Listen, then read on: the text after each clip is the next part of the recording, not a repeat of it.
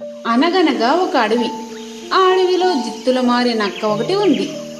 అది కష్టపడే ఆహారం సంపాదించుకునేది కాదు. మిగతా జంతువులు ఏదైనా తింటుంటే వాటి దగ్గరకు వెళ్ళి, నాలాంటి వాడికి పెట్టకుండా దాచుకుని తింటే లావైపోతారు, ఇవ్వండి ఇవ్వండి.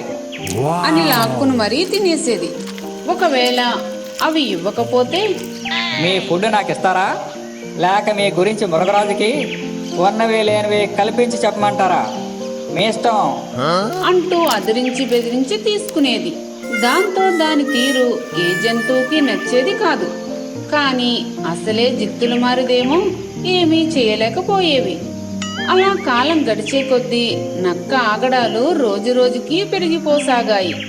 ఒక చలాకీ కుందేలు నక్కకు ఎలాగైనా బుద్ధి చెప్పాలని అనుకుంది. ఈ నక్క తిక్క చేష్టలు భరించలేకపోతున్నాం. మా నోటి దగ్గర ఆహారాన్ని లాక్కుపోతుంది. మేం పస్తులుండాల్సి వస్తుంది. దాన్ని నేను బలంతో ఢీకొట్టలేను, కానీ నా బుద్ధితో సమాధానం చెప్తాను అనుకుని అడవంతా తిరిగి ఒక వింత పండును వెతికి పట్టుకుంది. అది తింటే కడుపులో గడబిడ మొదలవుతుంది. ఆ పండును తీసుకువెళ్లి నక్క ఎదురుగా తినబోతున్నట్లు నటించిందా కుందేలు. అది చూసి నక్కకు వెంటనే నోరూరింది. ఏమిటే తింటున్నావు? అంత రుచికరమైన పండుని ఒక్కదానివి తింటావా? నీ స్నేహితుడైన నాకు పెట్టవా? పాపం తగులుతుందే అంది నక్క ఆశగా.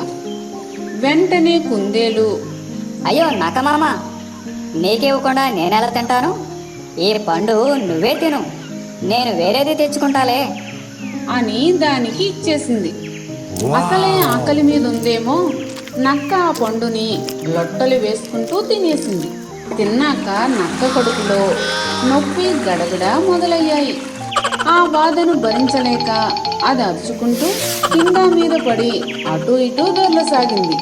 మిగతా జంతువులన్నీ అక్కడికి వచ్చి దాని చుట్టూ చేరి, ఏయ్, నక్కకు భలే తెక్క కుదిరింది అనుకుంటూ ఆనందంతో గంతులు వేశాయి. అప్పుడు అర్థమైంది నక్కకి అసలు విషయం. ఓరిని, ఇవన్నీ కావాలని ఇలా ప్లాన్ చేశాయన్నమాట. ఈసారి వెంట పండే కాబట్టి బ్రతికి బట్ట కట్టాను. రేపు ఏ విషపు పండో ఇస్తే నా పని మటాషే. అమ్మో, ఇంకోసారి వీళ్ళ దగ్గర ఏం తీసుకోకూడదు అనుకుని అక్కడ నుండి పరుగు తీసింది. మిగతా జంతువులన్నీ కూడా జిత్తులు మారి నక్క తిక్క కుదిర్చిన కుందేలును ఎంతగానో మెచ్చుకున్నాయి. ఫ్రెండ్స్, ఈ వీడియో నచ్చినట్లయితే లైక్ చేయండి, షేర్ చేయండి. అలాగే మా ఛానల్ సబ్స్క్రైబ్ చేసుకుని మాకు సపోర్ట్ చేయండి.